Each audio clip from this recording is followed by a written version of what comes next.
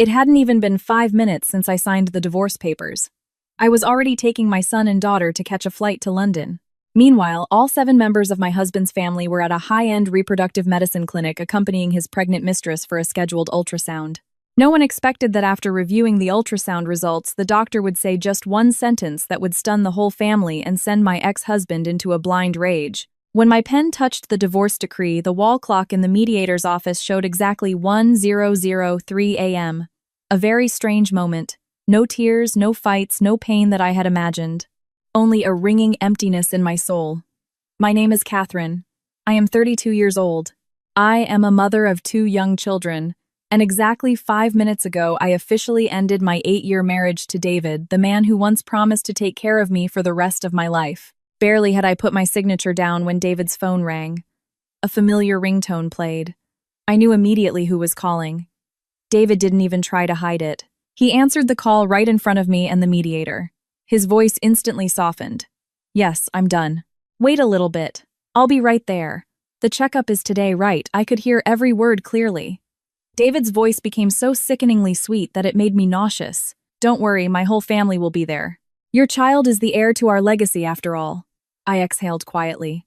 In all our years of marriage, I had never heard him speak to me in that tone.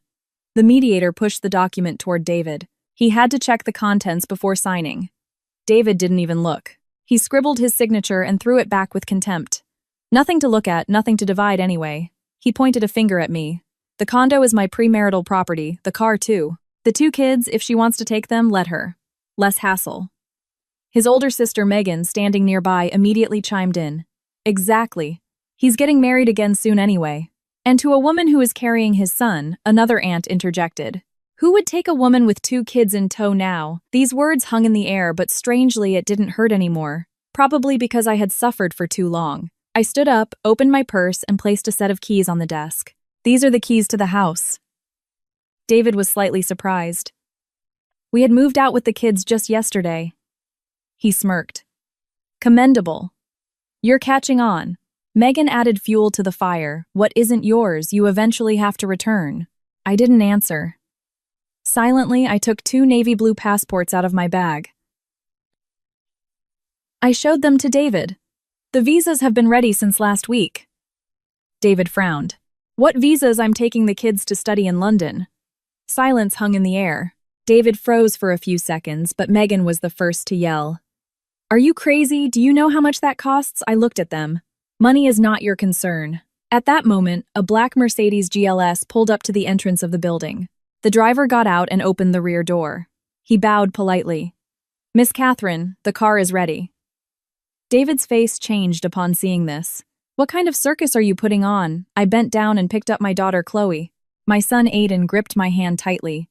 I looked at David one last time and calmly said, Rest assured, from this moment on, the kids and I won't interfere with your new life. I turned and walked down the steps. The driver handed me a thick envelope. I was asked to pass this to you. I opened it. Inside was a folder with documents. Photographs. David and that woman Allison signing a real estate purchase agreement at a brokerage office. It was for the exact condo that my parents had put the down payment on when we got married. The driver looked at me through the rearview mirror. All evidence of Mr. David's asset transfers has been collected. I nodded. And the clinic will have the results soon. I closed the folder. Looking out the car window, my son quietly asked, Mom, is Dad going to visit us? I stroked his head, saying nothing. The car pulled away toward JFK Airport. Meanwhile, David and his entire family were rushing to the largest private reproductive health center in New York. Today, Allison had her scheduled ultrasound, and their whole family believed the child in her womb was the long-awaited heir to their lineage. None of them suspected that in about an hour, one sentence from the ultrasound tech would leave them paralyzed, and David's life would begin to crumble. The large black car merged smoothly into the morning traffic. The June sun shone brightly, reflecting off the glass, and everything left behind gradually blurred. I sat in the back seat. One hand rested on Aiden's shoulder, the other gently held Chloe's head as she leaned against me. The kids hardly spoke. Perhaps they sensed today was special. Aiden stared out the window for a long time, then quietly asked, Mom, are we really leaving? I nodded.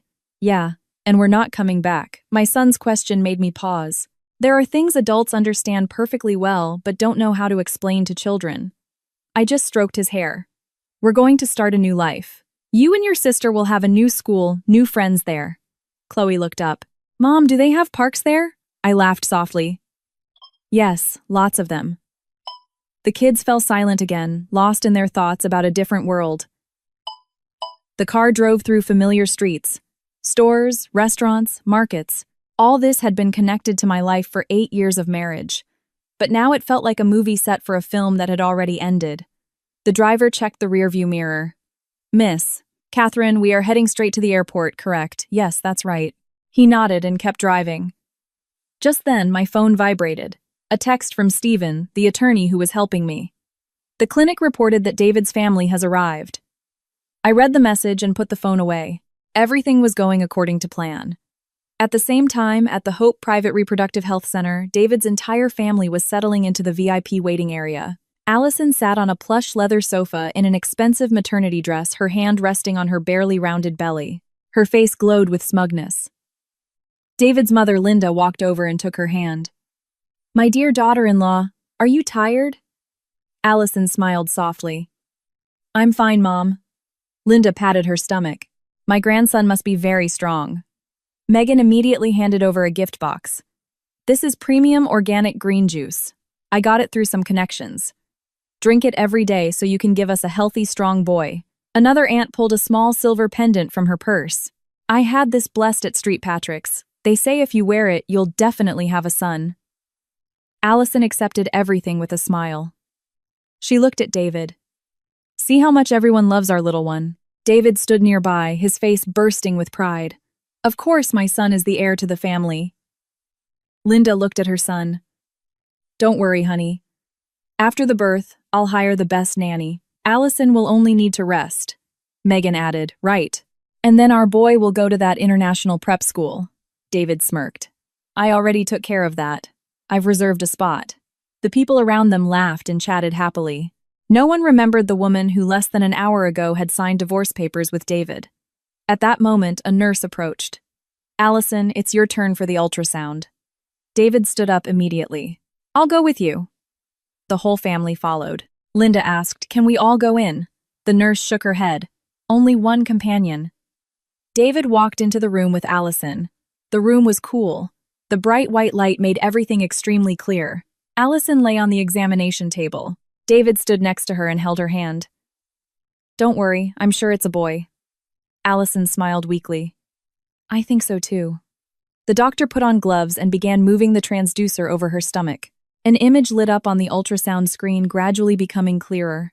The doctor stared intently at the monitor, his eyebrows slowly furrowed. David, not noticing this immediately, asked, Doctor, is my baby developing well? The doctor didn't answer. He changed the angle of the transducer, continuing to observe. Allison started to worry. Doctor, is something wrong? The doctor remained silent. The atmosphere in the room grew tense. David said irritably, Doctor, say something. The doctor slowly took off his glasses, looked at the screen once more, and then pressed the intercom button. Connect me to the legal department and send security to ultrasound room 3. David froze. Why security? Allison panicked. Is something wrong with my baby? The doctor turned to them. His voice was very calm. We need to clarify a few points. Minutes later, 2 security guards and a man in a business suit entered the room. The doctor pointed to the screen. Look closely at this image. Everyone was silent. The doctor turned to David. Are you the father of the child? David nodded. Yes. The doctor looked at Allison. Are you certain about the dates of your pregnancy? Allison trembled slightly. I'm sure. The doctor took a deep breath and spoke clearly, enunciating every word. Based on the ultrasound image and the fetus's developmental cycle, conception occurred at least a month earlier than you indicated on your intake form. As soon as those words were spoken, the air in the room froze. David stood rooted to the spot. Allison turned pale. Through the door they hadn't closed, Linda and the others had already squeezed in. Megan immediately asked, Doctor, what do you mean? The doctor looked at everyone. His voice was strict. I mean that the time of conception for this child does not match the period when, according to Miss Allison, she was with Mr. David.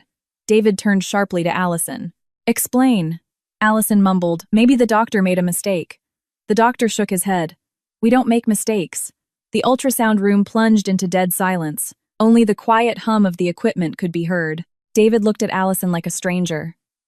"You said the child was mine." Allison burst into tears. "I!" David roared. "Then whose child is this?" The question echoed through the cold room. And at that moment, no one in that room knew that far away the plane carrying me and my 2 children had already started its takeoff roll down the runway. A new chapter of our lives had just opened, while David's life was just entering its darkest phase. "Whose child is this?" Nobody answered. Allison, lying on the table, clutched the white sheet. Her face was deathly pale. Her lips trembled, but she stammered out, "David, you have to believe me. It's your child." David froze for a few seconds. His mind was a tangled mess. A month. The doctor just said the fetus was at least a month older than stated. What did that mean? It meant that when he hadn't even divorced me yet, when his romance with Allison was secret, the child in her belly already existed. It meant the child was likely not his. Megan was the first to recover. She stepped forward and asked sharply, "Doctor, explain properly, is a month's discrepancy possible?" The doctor shook his head. "We base this on fetal measurements. The margin of error can be a few days, but absolutely not a whole month." The whole room went silent. Linda, standing in the back, changed color. At first she wanted to step forward and question Allison, but now she just froze. A moment later she squeezed out, "Allison, honey, say something." Allison sobbed. "I don't know, maybe I mixed up the dates." David spun around. "Mixed up? How do you mix it up by a whole month?" Allison didn't answer, she just cried. David walked up to the table, leaned his hands on the edge, and looked into her eyes. "You told me you got pregnant after we started exclusively dating. You said it was my child.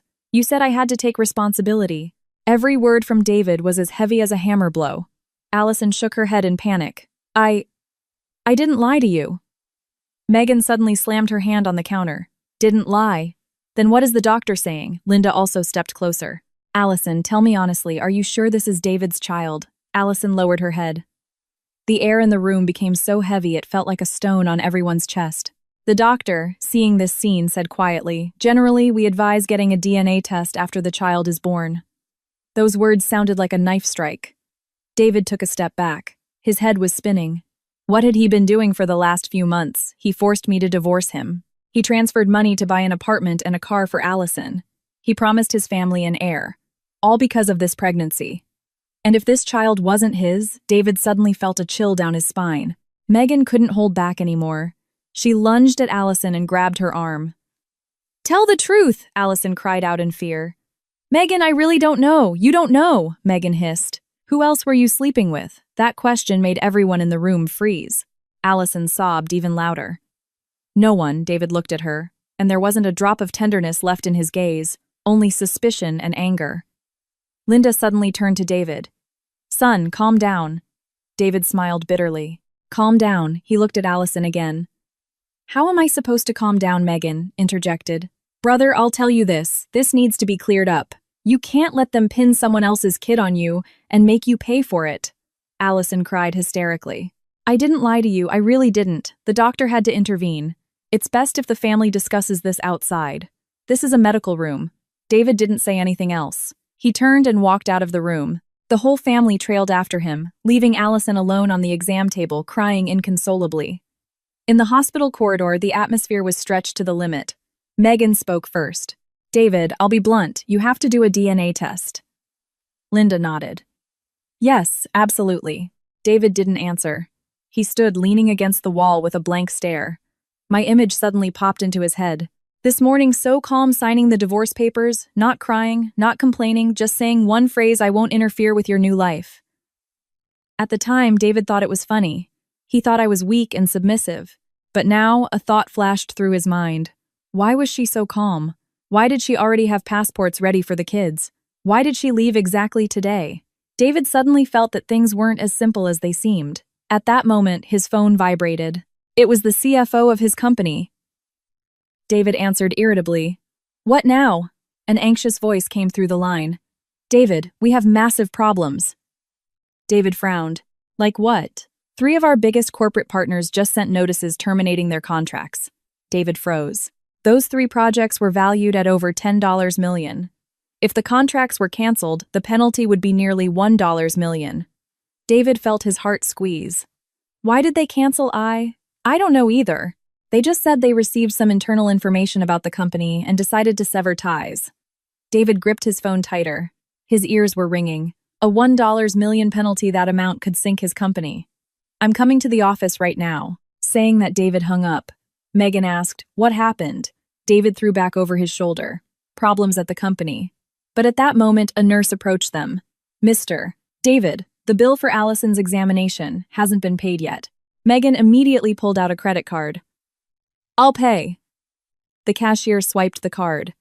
"Transaction error." Megan frowned. "Try again."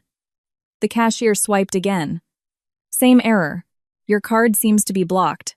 Megan was shocked. "That's impossible." She handed over another card. Same result. David sensed something was wrong. He pulled out his own card. "Take mine." The cashier swiped the card and a red message flashed on the screen. "Account frozen." David was stunned. That can't be. Immediately, his phone rang again. This time from the bank. "Mr. David, in connection with an emergency injunction filed in court, all accounts in your name have been temporarily frozen." David felt the ground drop out from under his feet. "Whose injunction?" The person on the other end answered Catherine's. That name sounded like a hammer blow to the head. David stood motionless in the middle of the clinic corridor.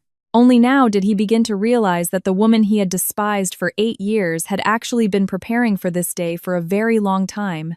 And this was just the beginning. The hospital corridor suddenly felt unbearably stuffy. The bank employee's words echoed in his head, "Applicant Catherine." The name pierced straight into his heart. Megan, seeing her brother turn pale immediately, asked David what happened. David didn't answer. He was silent for a few seconds, then turned sharply and looked toward the ultrasound room where Allison sat. His gaze was icy. Megan wouldn't let up. "David, say something." David said hoarsely, "My accounts are frozen." What Megan cried out. "How are they frozen?" Linda was terrified too. "Son, explain properly." David took a deep breath. "The bank said it's by court order." Kate filed the petition. The air froze. Megan was taken aback for a moment, then sneered contemptuously. What can that housewife possibly do? But barely had she finished speaking when David's phone rang again. This time an unfamiliar number. David answered. "David." A calm male voice sounded on the other end. "My name is Stephen. I am an attorney. I represent Catherine." David gripped the phone. "An attorney?" "Exactly." The lawyer's voice was even. "I am calling to notify you that my client's lawsuit has been accepted by the court. Pending litigation, the court granted a motion to freeze your assets." David growled into the phone. "What is she accusing me of?" "Concealment and dissipation of marital assets during the marriage." David laughed bitterly. "The condo and the car are my premarital property." The lawyer answered unperturbed, "We have exhaustive evidence that you transferred over $200,000 from a joint account to your personal one to buy a condo for Miss Allison." David froze. Megan, standing nearby and hearing snatches of the conversation, snatched the phone from him. "Hello, what kind of nonsense are you spouting?" The lawyer didn't lose his composure. "We have bank statements, the purchase agreement, and security footage from the real estate brokerage." Megan turned pale. David snatched the phone back. "Are you threatening me?" "No," the lawyer said clearly. "We are simply exercising our client's legal rights. The court will send you a summons within 3 days. We hope for your cooperation." With that, he hung up. David stood as if struck by lightning. Megan asked nervously what he said. David looked at his sister with a heavy gaze. "He said they have proof." Megan lost her voice. Linda started trembling. "Son, tell me honestly, did you really transfer money to this?" Allison. David didn't answer, but his silence said it all. Megan cursed.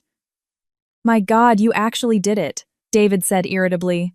"Big deal, it's just a couple $100,000. Megan's eyes bugged out. "A couple $100,000, Linda panicked.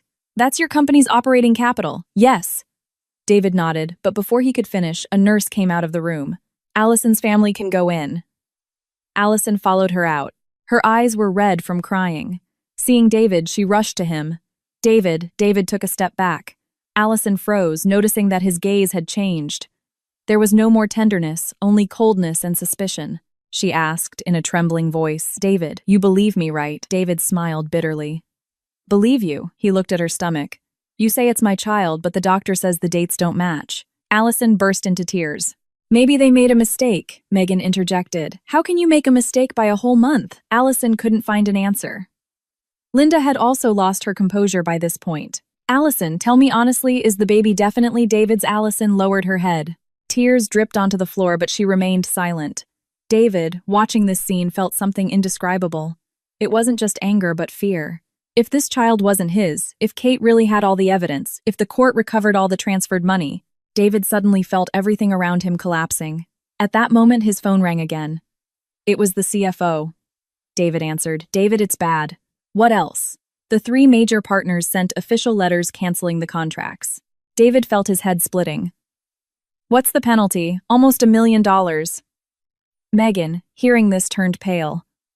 Linda staggered. Good Lord. David hung up. He stood for a few seconds, then turned sharply to Allison. His eyes were bloodshot. This is all because of you. Allison shrank back in fear. I didn't do anything, David hissed. Didn't do anything. You dragged your pregnant belly here. Who knows from whom forced me to divorce my wife, transfer money for a condo. And now you say you didn't do anything, Allison sobbed uncontrollably. I really didn't lie to you. David laughed coldly. Didn't lie, he turned to his sister. You're right. We need to do a DNA test. Allison trembled. No, David roared.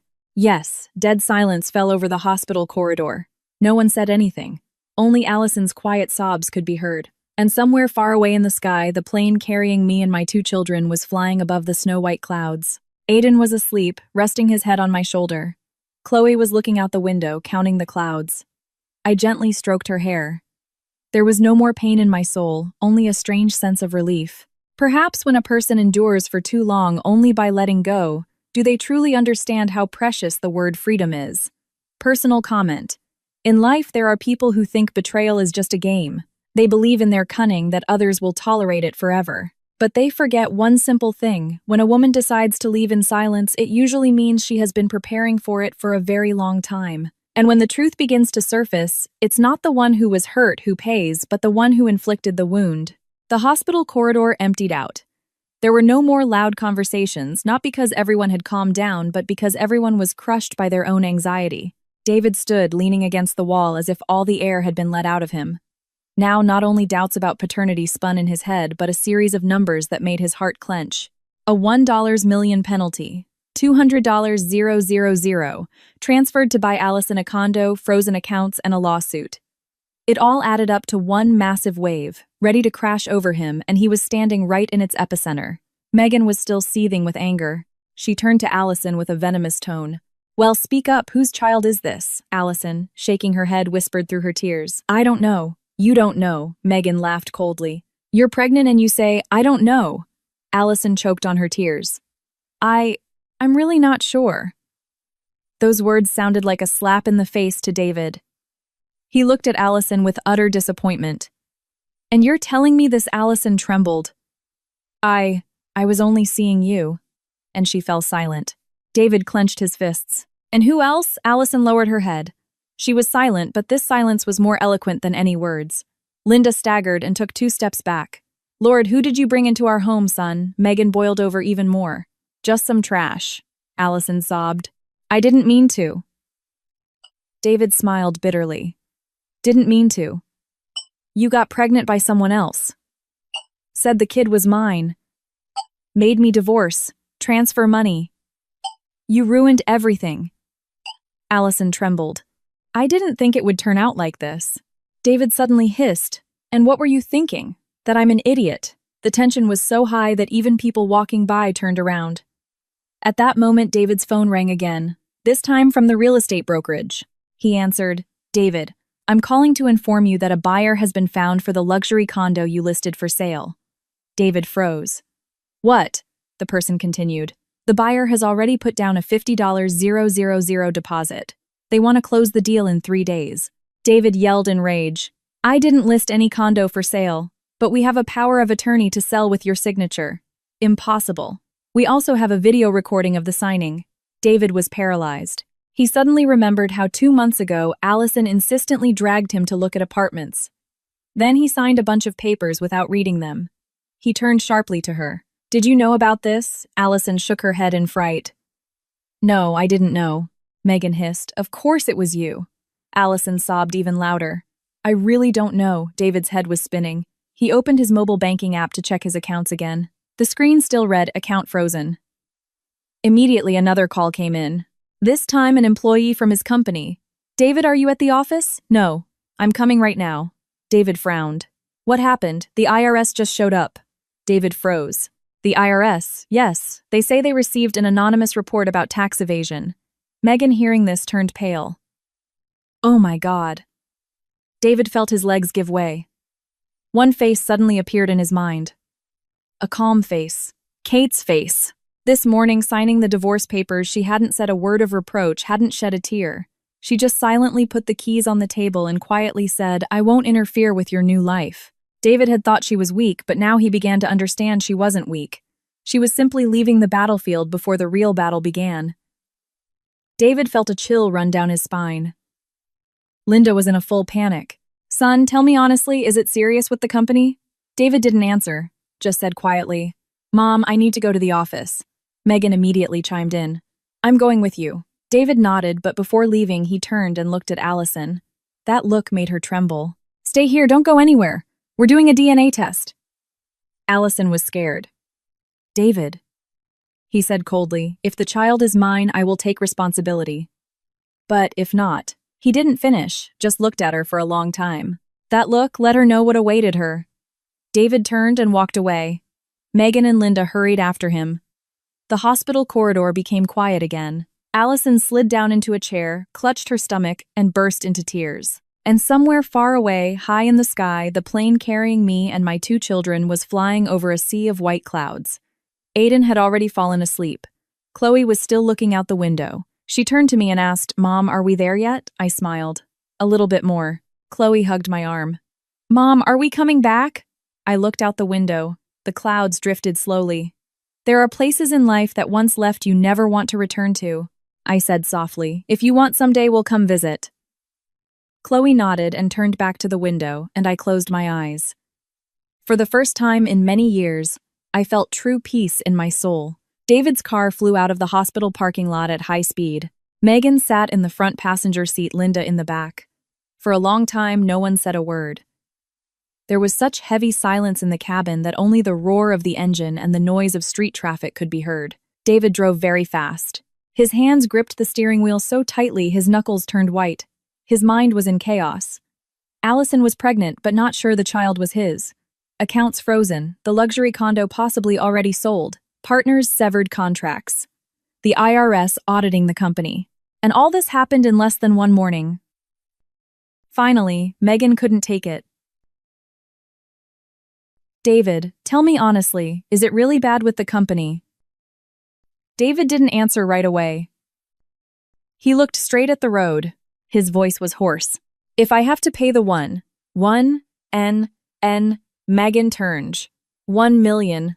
Linda gasped in the back. Lord, how did you run your business, son? David said irritably. Mom, don't. Megan turned to him. And is it true about Kate? David nodded. It's true. Megan bit her lip. Well, she calculated everything in advance. David said nothing, but a strange feeling rose in his soul. My image appeared again. This morning, signing the papers, I was frighteningly calm. No tears, no reproaches, just one phrase. Back then, he thought I had resigned myself. Now, remembering it, he understood I probably knew everything in advance. The car stopped in front of the office building. David quickly got out, but as soon as he entered the lobby, he felt something was wrong. The atmosphere in the company was different. Employees clustered in groups, whispering. Seeing David, they immediately fell silent. The CFO, Andrew, ran up to him. David immediately asked, Where are the IRS agents? Andrew pointed to the conference room. In there. David walked briskly over. The door opened. Inside sat 3 men in business suits. One of them stood up. David. Yes. We are from the IRS. The man placed a folder on the table. We received anonymous reports that your company is evading taxes. David tried to remain calm. Whose report? The agent opened the folder. Anonymous. David clenched his fists. One name immediately popped into his head, Kate. But the agent continued, it's not just the report. We also received detailed documents about your company's financial transactions. David froze. Financial transactions, exactly. The agent unfolded several sheets. Over the past 2 years, your company has had many expenses with unclear purposes. He clearly read out the numbers. Over $150,000 transferred to a personal account, $80,000 spent on personal purchases, $20,000 on jewelry, $50,000 as a deposit for a condo. Megan, standing in the back, listened and was in shock. Oh my God. David knew what that money was. He had spent it all on Allison. The agent looked directly at David. How do you explain these expenses, David? Tried to maintain his composure. Those are personal expenses. The agent shook his head. But the money was transferred from the corporate account. Silence fell in the room. David felt his throat go dry. Andrew, standing nearby, was paler than chalk. David, this is. David didn't answer. He stared at the folder on the table. One detail made him shudder. These documents were too detailed, so much so that only an insider could know about them. David turned to Andrew. Who has access to these documents? Andrew shook his head. I don't know, the agent said. We will temporarily seize certain company documents and computers to conduct an investigation. Megan suddenly yelled, You can't do that, the agent replied calmly. We are acting in accordance with the law. David raised his hand, stopping his sister. Let them. Megan turned to him. Are you crazy? David didn't answer. He understood perfectly well that the more he resisted, the worse it would be. The agents started checking documents. Company employees stood outside the door and watched. Their faces were tense. David walked out of the conference room. He stood in the hallway and looked at the busy street below. This was the company he had built for almost 10 years. Every contract, every client, every project. And now it was all crumbling. Megan followed him out. David, do you think this has something to do with Kate? David was silent for a long time, then said quietly, Probably. Megan blurted out in anger, What a snake. But David added nothing. A memory suddenly surfaced in his head. 6 months ago, I offered to help him with the bookkeeping. Then he just smirked.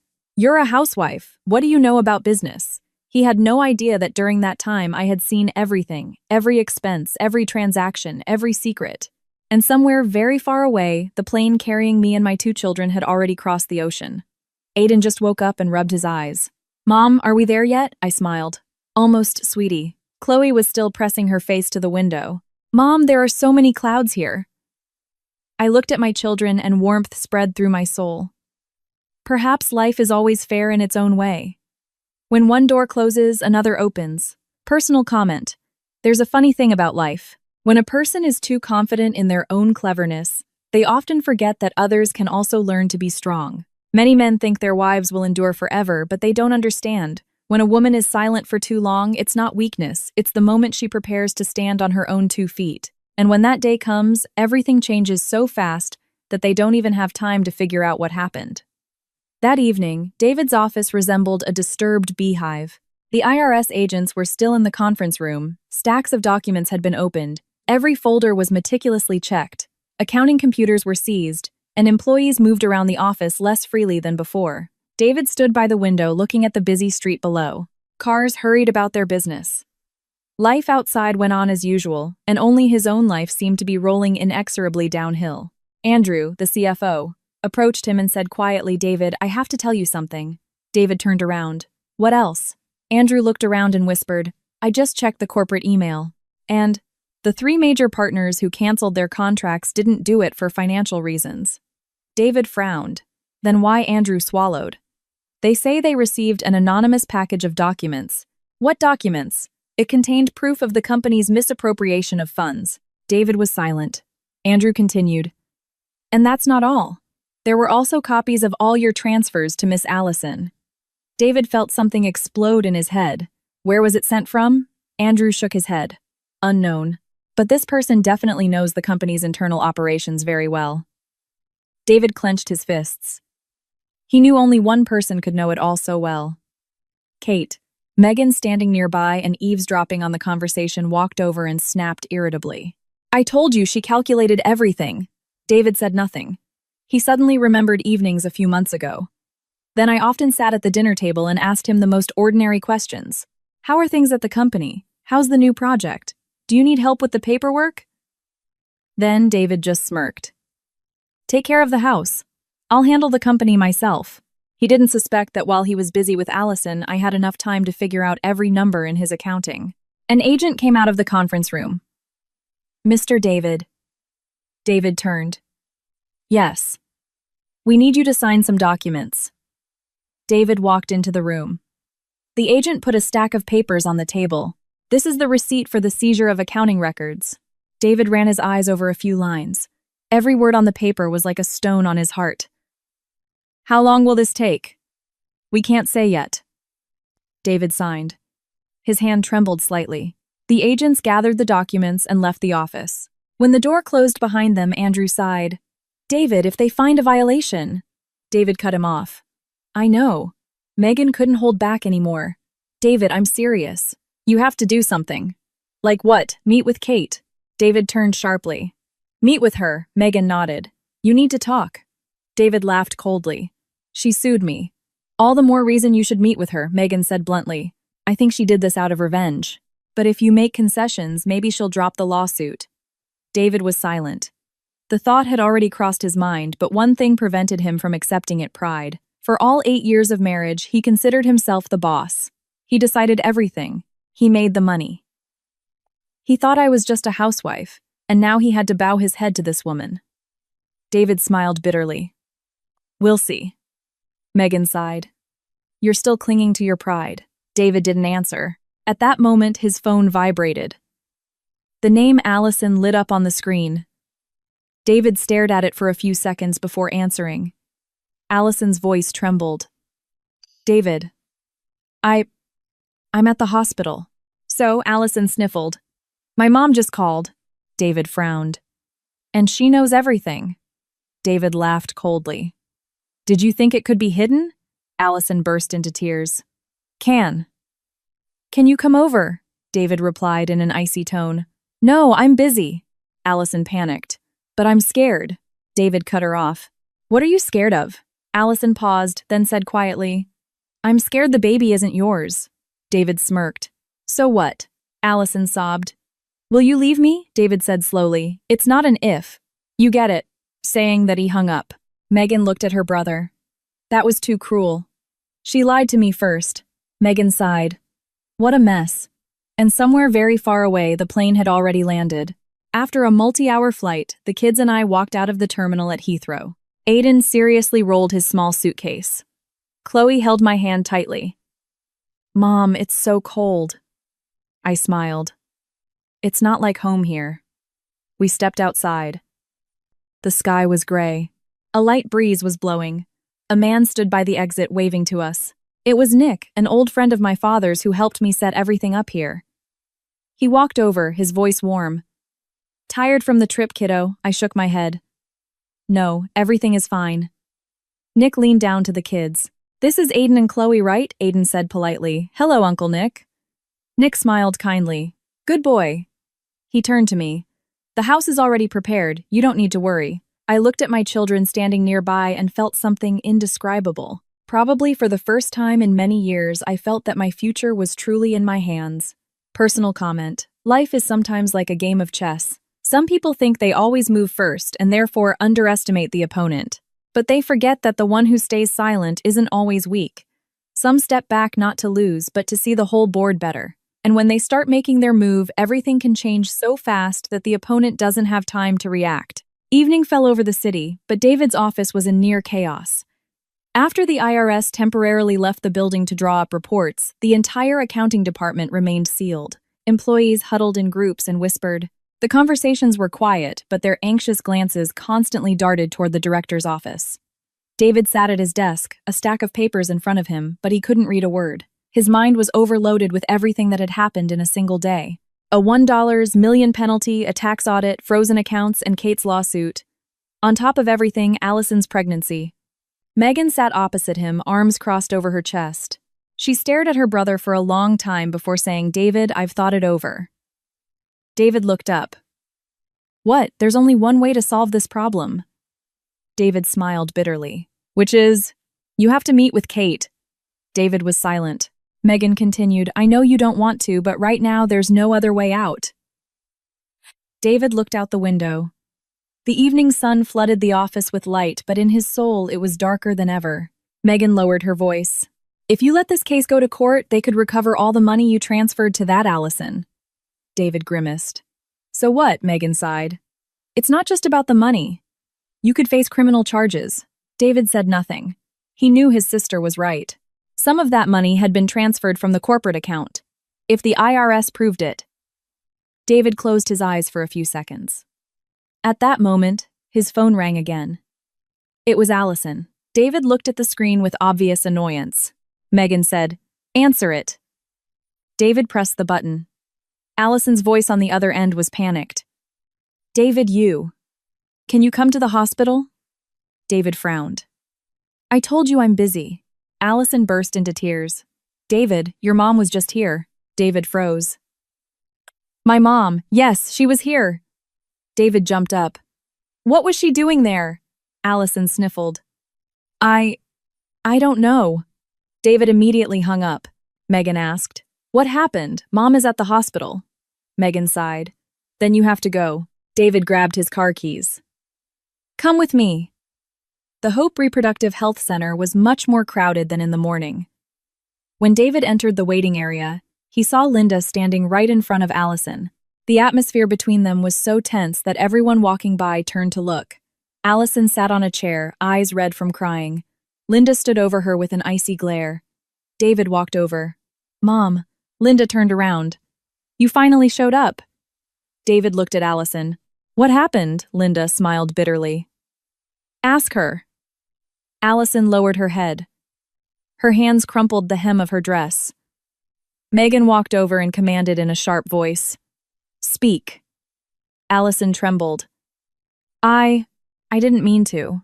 David lost his patience. Give it to me straight. Allison took a deep breath. Before I met you, I was seeing someone else. David laughed coldly. And Allison sniffled. And then I met you. David continued the interrogation. So whose child is it? Allison was silent. This silence made the blood in David's veins boil. He clenched his fists. Speak, Allison burst into tears. I'm really not sure. Megan yelled. Not sure. You slept with 2 guys and don't know whose kid it is. Allison sobbed even louder. Linda trembled with anger. Lord, what did our family do to deserve such punishment? Getting mixed up with a girl like this? Allison sniffled. Forgive me. David looked at her for a long time. There was no more anger in his gaze, only icy contempt. You said the child was mine. You made me divorce my wife. You made my whole family believe you. Allison trembled. I thought, David cut her off. You thought I would raise someone else's kid. Allison couldn't utter a word. David turned to his sister. Book her for a DNA test. Allison was terrified. No need. David looked her straight in the eye. There is a need, and you will do it. Allison shook her head. David, I'm begging you. David said slowly, if the child is mine, I will take responsibility. But if not. He paused, then added, then from here on out, you're on your own. Those words were like a knife cutting off Allison's last hope. She slid down in the chair and sobbed uncontrollably. And somewhere very far away, I was standing in our new house with the kids. Nick had just helped us bring the bags in. The house wasn't very big, but it was very cozy. Aiden looked around. Mom, is this our house? I nodded. Yes. Chloe ran to the window. Mom, look a garden. I walked over. Outside the window was a small backyard full of flowers. Aiden turned to me. Mom, are we really going to live here? I looked at my children and a sense of peace washed over my soul. Yes, we're going to start over from here. Aiden nodded. Chloe hugged me tightly. Mom, I like it here. I smiled. Perhaps after everything that happened, we deserved a new life. Personal comment. In life, there are people who think they hold everything in their hands. They have money, power, the confidence that others depend on them. But they forget that life always has a way of balancing things out. When a person chooses betrayal, they don't just hurt someone else, they open the door to consequences they never even suspected. After the conversation at the clinic, David drove away in an even more depressed state. The sky had already darkened as he pulled out of the parking lot. Streetlights flickered on, but their light didn't make his soul any brighter. Megan, sitting next to him, sighed the whole way. David, I'm serious. What about this, Allison? I think it's over. David didn't answer, continuing to stare at the road. Megan continued. If the kid isn't yours, you better break it off with her immediately. David smiled bitterly. Do you think I want to keep going? Megan paused, then asked, and what about Kate? David's hands on the wheel tensed. Just that name made his throat feel dry. Megan looked at her brother. Are you going to meet with her? David sighed. She left. Where? Abroad. Megan was surprised. She really left. David nodded. In the morning when he saw the passports, he thought it was just a threat. Now he understood everything had been prepared in advance. Megan shook her head. So calculating. David didn't object. In his head, there was no longer the former contempt, only a strange feeling. A feeling of defeat. The car pulled up to the office, and David saw several unfamiliar vehicles at the entrance. One with a bank logo, another belonging to the authorities. David got out of the car, and a man in a suit approached him. Mr. David, yes. I am a representative of the bank. He handed David a stack of papers. Due to your company having a large loan with an upcoming maturity date and given the freezing of your accounts, the bank is forced to begin the asset inventory process. David clenched his fists. Inventory. Exactly. It's a mandatory procedure. Megan, standing nearby, immediately boiled over. You have no right, the man replied calmly. We are acting strictly according to the contract. David took the papers. Every line was like a knife strike. A $3 million loan maturity date, risk of asset confiscation in case of non-payment. Megan ran her eyes over the document and turned pale. My God, David, why did you take out such a massive loan? David said nothing. He knew perfectly well that the money went toward expanding the business. But now, with major contracts canceled and accounts frozen, this loan had become a ticking time bomb. The bank employee added, We will begin the inventory tomorrow. We hope for your cooperation, saying that he turned and left. Megan stood, rooted to the spot. David. This is bad. David walked into the office. The lights were on, but no one was working.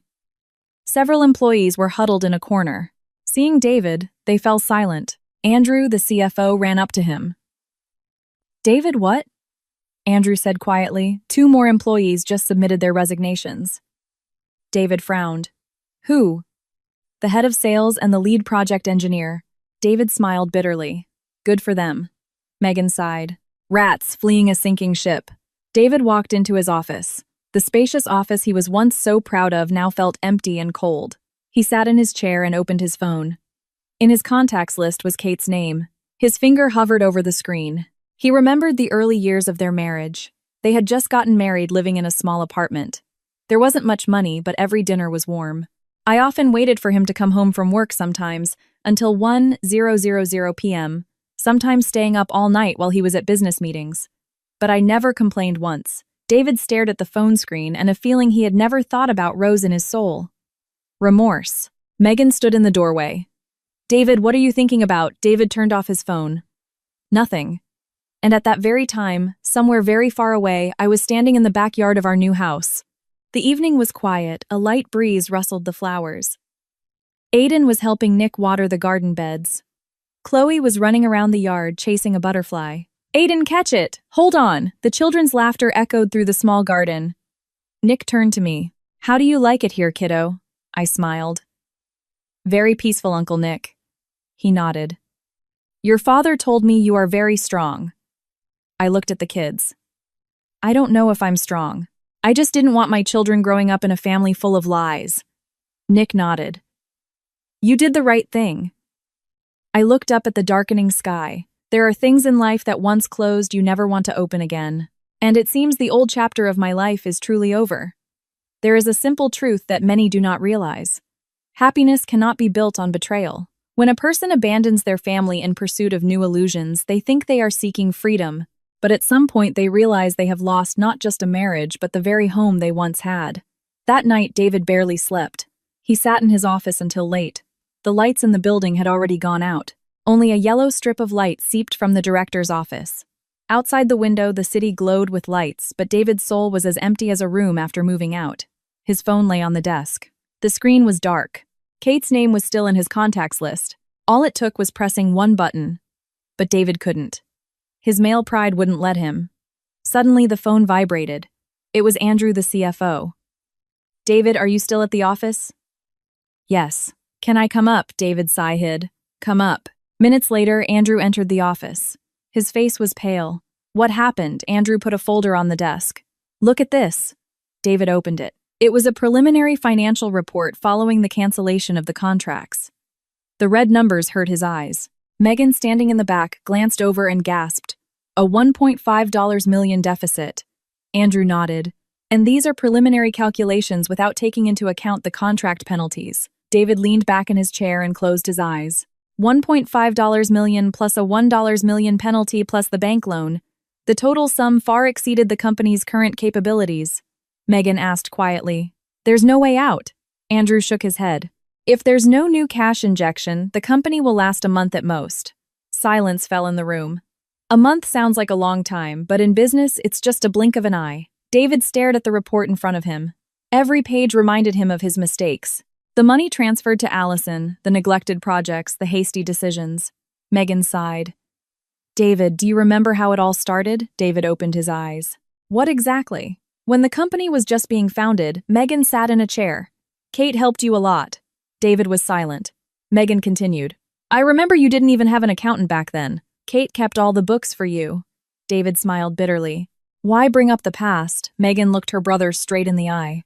"I mean to say that without Kate, this company might not even exist today." David couldn't argue. He actually knew it. In the early years, when he was just starting out, I helped him a lot. I studied accounting in college. I stayed up nights doing balance sheets. I went with him to client meetings. But after the company started turning a profit, David gradually changed. He hired new employees, accountants, managers, and I gradually faded into the background. Eventually, I was just a housewife in a big house. David looked down at the desk. A memory surfaced in his mind. The day he bought his first car, I stood at the doorstep laughing joyfully. "You did so great." Back then, David took it for granted. He didn't realize that the person who had silently supported him for years was his wife. Andrew broke the silence. "David, I think you should mentally prepare yourself." "For what? We might have to sell the company." David looked up. His gaze turned icy. "No." Andrew sighed. "But if we don't..." David jumped up. "I said no." Megan looked at her brother. "David, I'm serious." "Maybe it's time to cut your losses," David laughed bitterly. "Cut my losses. This company is all I have," Megan said quietly, "but you're already losing everything." David didn't answer. He turned and walked out of the office. The company hallway was empty. Only the cold white light of the fluorescent lamps. David stood by the window and looked out at the city. The night wind blew. He suddenly remembered the old house, the evenings when I waited for him for dinner, the laughter of little Aiden and Chloe. Before, David paid no attention to it, but now that everything was falling apart, those memories became painfully clear. And somewhere very far away, morning was breaking. Soft sunlight filtered into the small garden behind the house. Chloe sat on the steps with a picture book. Aiden was helping Nick fix the fence. I stood in the kitchen brewing tea. The aroma of hot tea filled the house. Chloe ran in. "Mom, yeah, I like the new school." I smiled. "You haven't even been there yet." Chloe laughed. "But yesterday the teacher talked to me and she was so much fun." I patted her head. "You'll have a lot of new friends." Chloe hugged me. "And I like it here." I looked at my daughter and peace spread through my soul. Perhaps life doesn't always give us what we want, but sometimes by losing one thing, we find something better. Personal comment. Many only realize the value of family when they lose it. When they are together, it seems that dinners, laughter, and quiet evenings are a given. But when the house empties, they realize that the most valuable thing isn't money or success, but the people who were there during the hardest times. The next morning, David arrived at the office earlier than usual. It was barely dawn, and the street outside the building was still empty. The stores on both sides were closed. Only delivery trucks drove by occasionally. David stood at the entrance for a few seconds before walking in. In the past, coming here always filled him with pride. This company was the result of almost 10 years of nonstop work. But today, that feeling was gone. As soon as he entered the lobby, David saw Andrew. His face was full of anxiety. "David." David sighed. "What now?" Andrew handed him a phone. "Look." On the screen was a fresh article from a financial news site. The headline was short, "David and Partners Under Investigation for Financial Fraud." David quickly skimmed a few lines. The article was short, but the information was highly specific. A tax audit cancellation of major contracts, the threat of bankruptcy. David closed the phone. It felt like a heavy stone lay on his soul. Megan approached from behind. News travels fast. Andrew nodded. The press already knows. Megan shook her head. Now the clients will panic even more. David said nothing. He walked into his office, but as soon as he sat down, his desk phone started ringing off the hook. Clients, partners, the bank. Every call was the same. Everyone wanted to know what was going on with the company. After a few calls, David just turned off the phone. He had no more strength to explain himself. Megan leaned against the desk. David, what I think you need to meet with Kate. David looked up. His gaze was exhausted. You've been talking about this since yesterday, Megan said slowly. I know you don't want to, but you have to admit it. Right now, only Kate can help you. David smiled bitterly. She sued me. Yes, but if she drops the lawsuit. David was silent. Megan continued. I don't know where she is, but you have to find her. David leaned back in his chair. My image suddenly popped into his head again. The day I left, I didn't cry, didn't talk much, just took the kids and left. David thought then that I would come back, or at least call. But it had been 3 days. Not a single message, not a single call. This silence made him feel uneasy. At that moment, the door opened and an employee walked in. Mr. David. What? There's a visitor for you. Who? An attorney? David and Megan exchanged glances. Megan said quietly. Maybe from Kate. David stood up. Send him in. Minutes later, a man in his 40s walked into the office. He was in a dark suit holding a briefcase. Hello, David. Hello. My name is Stephen. David immediately recognized the name. It was the lawyer who represented me. He asked coldly, Why are you here? The lawyer placed his briefcase on the desk. I brought additional documents. He opened the briefcase and pulled out a thick folder. This is a supplement to the statement of claim. David frowned. What evidence? The lawyer looked him straight in the eye. Evidence that you transferred funds from the joint marital account to your personal account and then used them to purchase a condo for Miss Allison. Megan immediately interjected. That still doesn't prove it was marital funds. The lawyer smiled. We prepared all the bank statements. He placed several pages on the desk. David looked at the familiar numbers he couldn't deny. The lawyer continued, In addition, we have video footage of the moment you signed the purchase agreement. David clenched his fists. Megan asked hurriedly, What do you want? The lawyer calmly replied, We are merely protecting the legal interests of our client. David laughed coldly. Where is she? The lawyer didn't answer right away. He simply said Catherine is currently living far away with the children. David continued, I can meet with her. The lawyer looked at him for a few seconds. That depends on her. David was silent. Megan said quickly, Tell Kate that if she drops the lawsuit, we are open to negotiations. The lawyer nodded. I will pass that along.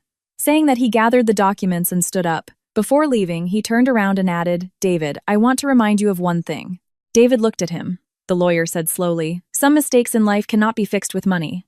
Those words made everyone in the room fall silent. And somewhere very far away, evening was falling. I was walking in a park near our house with Aiden and Chloe. The trees here were very tall and narrow stone paths wound through the green lawns. Chloe ran ahead. Mom, yes, it's so beautiful here. Aiden walked next to me. I like it too. I looked at my children. A light breeze rustled the leaves, and the singing of birds could be clearly heard. Perhaps after everything we had been through, we had finally found our quiet place. Personal comment. Many people often delude themselves. They think that if they have success, if they make a lot of money, everything else can be replaced. But in reality, that's not true. Family trust and respect cannot be bought with money. Having lost them, a person realizes that these seemingly insignificant things were the most important foundation of their life. After the lawyer left, silence reigned in David's office again. As soon as the door closed, Megan immediately turned to her brother. David, did you hear that David was still standing by the desk? Hear what Megan sighed. Kate isn't joking. This time she's going all the way. David didn't answer. He stared at the folder left on the desk. Bank statements, the purchase agreement, transfer receipts. These were all irrefutable pieces of evidence. He couldn't deny them, Megan continued. I'm telling you seriously, if this goes to trial, you're going to have massive problems. David smiled bitterly. You think I don't know that Megan stepped closer? So what are you waiting for? David looked at his sister. What do you want me to do? Megan answered bluntly. Find Kate. David paused for a few seconds. It felt like two people were fighting in his soul, pride, and reality. Finally, David sighed. She's out of the country. Megan immediately said. Then fly there. David laughed bitterly. You think it's that simple? What if she doesn't want to see me? Megan crossed her arms. At least you'll try. David didn't answer. At that moment, his phone vibrated. The name on the screen made him freeze. Allison. David stared at it for a few seconds before answering. What now? Allison's voice on the line was weak. David, What? Allison sniffled. I'm in the hospital. David answered coldly. So I'm having a threatened miscarriage. Megan, standing nearby, frowned. Allison continued in a trembling voice. The doctor said I need to stay in bed here for a few days. David was silent. There wasn't a drop of sympathy left in his soul, only exhaustion. Allison said quietly, Can you visit me? David answered slowly. No. Allison burst into tears. David, I don't have anyone but you. David laughed coldly. You're wrong. You have the father of your child. Allison fell silent.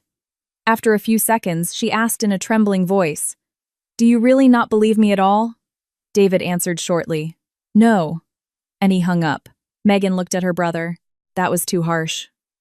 David sat in his chair. Do you think I have any feelings left? Megan said, nothing more. The atmosphere in the room became heavy. After a while, Andrew knocked on the door. David. Yes, there's an issue. Andrew hesitated for a few seconds. The bank just called. David frowned. Again, Andrew said quietly. They are demanding that you provide a debt repayment plan within 3 days. David smiled bitterly. 3 days. Yes. Otherwise. Andrew didn't finish, but everyone knew what it meant. Asset confiscation. Megan sighed. David, you really need to find Kate. David looked out the window. Late evening light seeped into the room. He suddenly remembered an old moment. The day Aiden was born, I held his hand in the delivery room. My forehead was covered in sweat, but I still smiled. You're a dad. David was very touched back then. He thought his family would always be like that, but he destroyed it himself. David closed his eyes. A feeling of remorse slowly spread through his soul. And somewhere else the evening slowly faded. I sat on a wooden bench in the backyard. Aiden and Chloe played nearby. Nick walked over. What are you thinking about, kiddo? I smiled. Nothing. He looked at the kids. They like it here. Yeah. He nodded. I already found a school for them. I bowed my head in gratitude. Thank you, Uncle Nick. Nick said softly. Don't thank me. Your father helped me a lot once. I watched my laughing children and peace spread through my soul. Our new life had begun, and this time I wouldn't let anyone destroy it. Personal comment. There are mistakes in life that can be fixed, but there are also those that change everything forever. Betrayal is not just a momentary weakness. It is a crack in trust. And when trust is broken, no matter how hard you try, it is very difficult to glue back together. Therefore, sometimes the wisest thing is not to try to go back to the past, but to learn to accept the fact that the past is over. 3 days passed. The sky over the city was as gloomy as the previous days. David sat alone in his office. The spacious room, once so familiar, now felt cold. A stack of documents lay on the desk next to a silent phone. 3 days. They flew by so fast that David barely had time to breathe. The IRS had seized even more documents. The bank sent an official demand for loan repayment. 3 major partners officially terminated their contracts, and the court sent a summons for Kate's lawsuit. David picked up the paper. Every line printed in bold was a cold reminder. This was no longer a family matter. It was the law. Megan stood in the doorway, stared at her brother for a long time, and then asked, David, have you thought it over? David put the paper on the desk. About what? Going to see Kate? David was silent. Over the past 3 days, he had thought a lot about the company, the debts, and his lost marriage. Finally, David sighed. There's no need anymore. Megan was surprised. What are you talking about? David said slowly. I think it's already too late. Megan walked into the office. David, don't be stubborn. It's not about being stubborn. David looked out the window. You know what I'm afraid of the most? Megan was silent. David continued, not losing the company, not losing the money, but realizing that I lost what was most important. Those words made Megan fall silent. David smiled bitterly. You used to tell me Kate was a good woman. I didn't believe it. He lowered his head. Only now do I understand. Megan sighed.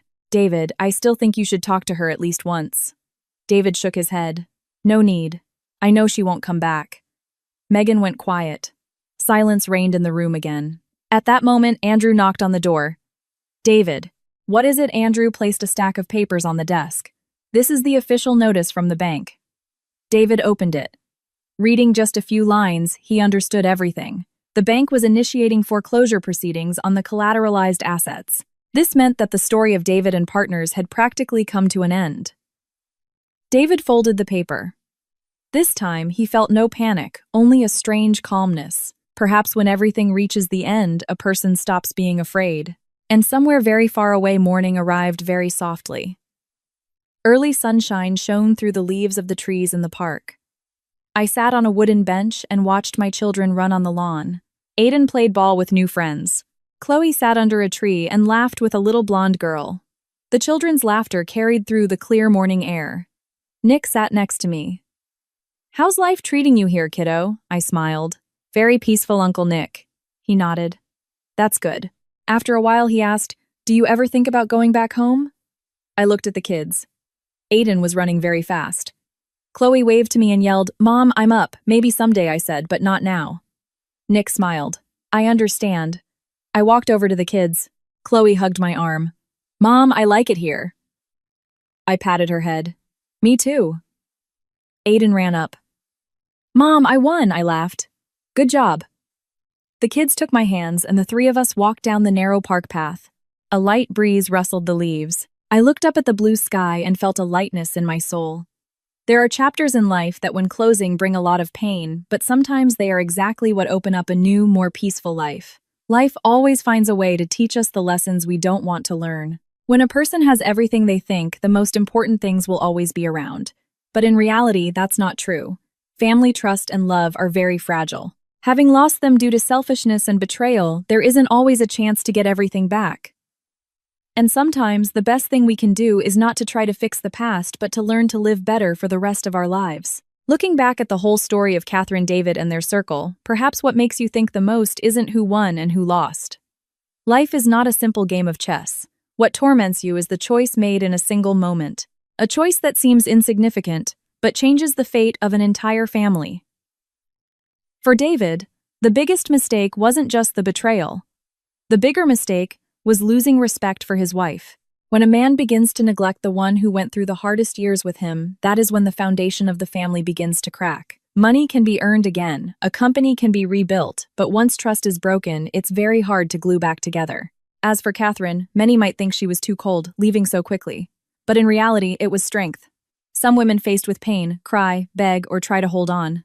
But there are those who choose silence, preparing a different path for themselves, not for revenge, but to protect themselves and their children. Catherine's calmness is not a lack of feeling, but the result of years of patience. This story is also a reminder for many who are married. A family does not exist forever just because of a marriage certificate. It exists thanks to respect, gratitude, and daily responsibility. When one person starts thinking the other will never leave, that is exactly when the risk of losing them becomes even greater. If one could give advice to David, it would probably be to learn to accept the consequences of his decisions. Sometimes life doesn't give us a chance to go back and fix our mistakes, but it always gives us a chance to become wiser after them. And for those listening to this story, I hope we all learn one simple thing. Value the person next to you while it's still possible. Don't wait until the house is empty, until the laughter disappears, until the other person starts a new life to understand how important they were.